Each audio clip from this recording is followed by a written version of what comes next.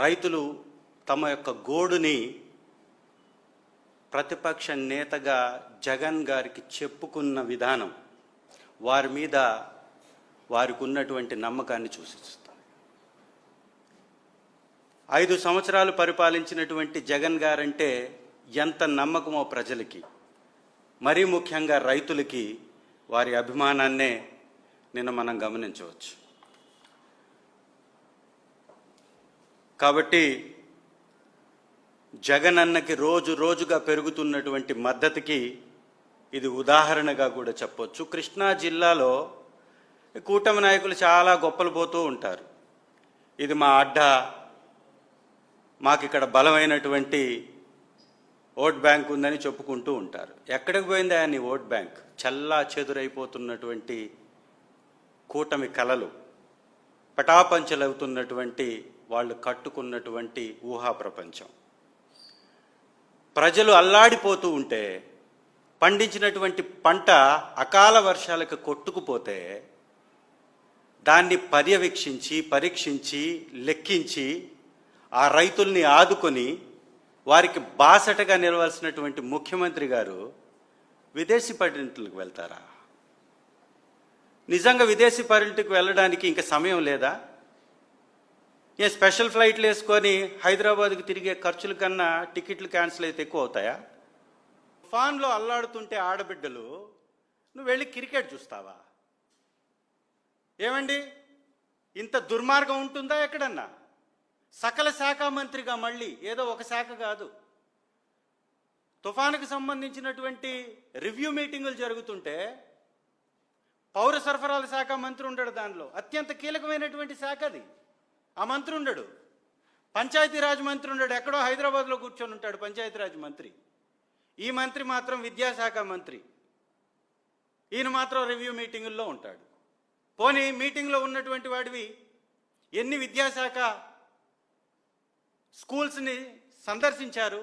ఎన్ని డ్యామేజ్ అయ్యాయి? వాటికి ఎంత నిధులు కేటాయించారు? ఆ స్కూల్లో విద్యార్థుల యొక్క పరిస్థితి ఏంటి?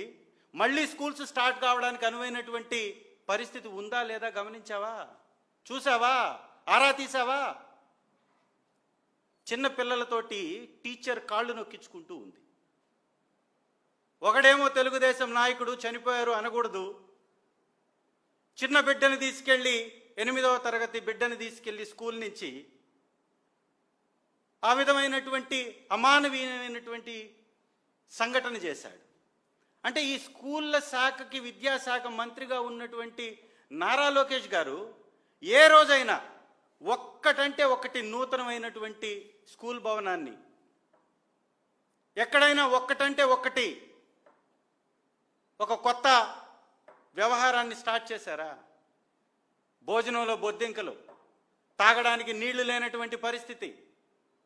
గిరిజన గ్రామాలలో అయితే తాగడానికి మంచినీరు లేక కలుషిత నీరు తాగి వందల మంది అనారోగ్య పాలైనటువంటి సంఘటనలు. ఇదా పరిపాలన? ఇదా వ్యవస్థ? ఈ విధంగానా వీళ్ళు వ్యవస్థల్ని నడిపేటటువంటి పరిస్థితి? ఉచిత బీమా దాదాపుగా 70 లక్షల మంది రైతులకి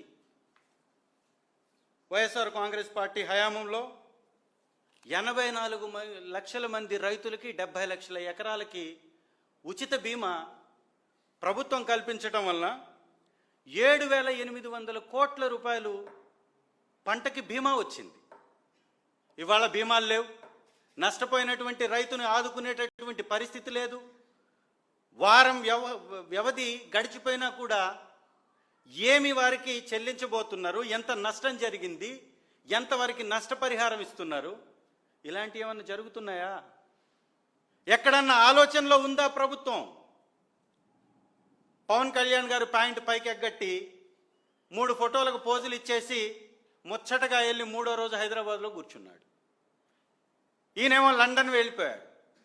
ఆయన ఎక్కడున్నాడో తెలియదు. పేరుకు 3 నాయకులు. ఇది వాళ్లకు ఉన్నటువంటి సవతి ప్రేమ. వైఎస్ఆర్ కాంగ్రెస్ పార్టీ హయాంలో ఇలాంటి విపత్తులు వచ్చినప్పుడు దాదాపుగా ఒక్కొక్క ఎకరానికి 10 నుంచి 40,000 దాకా ఇచ్చినటువంటి పరిస్థితి ఉంది. అక్కడ ఉన్నటువంటి నష్టాన్ని లెక్కించడానికి సచివాలయ వ్యవస్థ ఉపయోగపడింది, వాలంటరీ వ్యవస్థ ఉపయోగపడింది. ఇప్పుడు ఎవరున్నారు? కాబట్టి ఇది వారికి రైతుల పట్ల ఉన్నటువంటి సవతి ప్రేమ. ఇమ్మీడియట్గా ఇప్పుడైనా ప్రభుత్వం మొద్దు నిద్రను వీడాలి. ఈ రబీ కన్నా ఆ ఉచిత బీమాల్ని కట్టి రైతులను ఆదుకోవాల్సిందిగా వారిని డిమాండ్ చేస్తూ